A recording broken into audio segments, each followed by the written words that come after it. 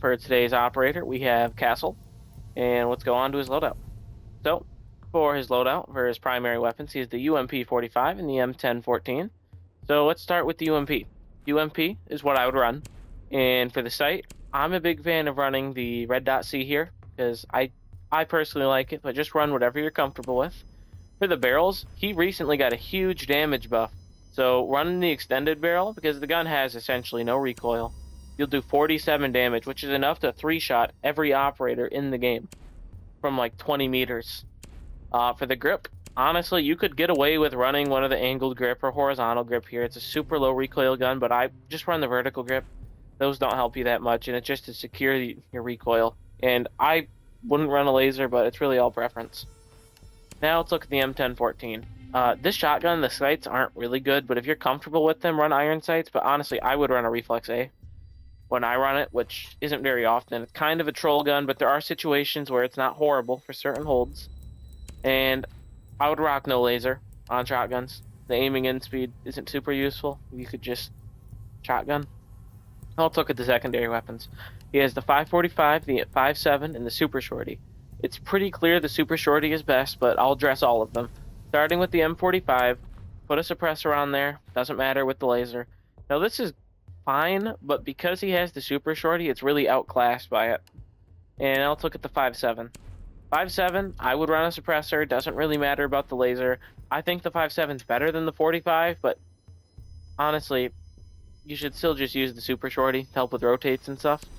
But Super Shorty, it doesn't really have a scope, so if you want to put something on, you can, but I think that's fine as it is. And I would run no laser because it's a shotgun. And let's look at his gadgets. He has bulletproof cams and prox alarms. As I've said in previous videos, and as I'll say in this video, prox alarms are just worse barbed wire. A bulletproof cam will be infinitely better. So let's run that. Now, let's get into his ability. So, he has the Castle Barricade. Forgetting the name of the technical term of his barricade here. But I'll demonstrate what it does. In a very good strat you can do with it in a way to counter people countering your counter. Instead of them pushing. Yeah, that was a bit of a word sandwich right there.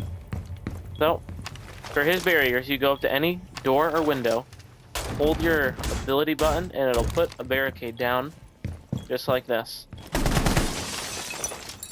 It works on windows too. And these barricades, they can't be shot down as conventional methods. They need to be punched or blew up. And specifically, they need to be hit 9 times. So, assistant, could you please wait in trophy room for me? But I'll demonstrate a really common thing you can do with Castle. It's called 1-punching a barricade, or 8-punching, where you go to the bottom corner and punch it 8 times, because it only takes 9 to break. So that's 1, 2, 3, 4, 5, 6, 7, 8. Now, let's just say I have a camera that looks right down here to the bottom of the white stairs, and I know someone's down there. They don't know that this is one hit from being broken, so they think they're safe. But I just punch it and swing and kill them, unsuspectingly. Super free, great way to get free kills. Now, my assistant has soft breach charges, and I'm going to show you how they can be used to counter castle barricades. So, please put a soft breach and blow it up. That seemed like a super effective way to counter the castle, didn't it? Now, I'll show you why that's not true. Now, please do it again. When people go to blow up your castle barricades, you can shoot their feet.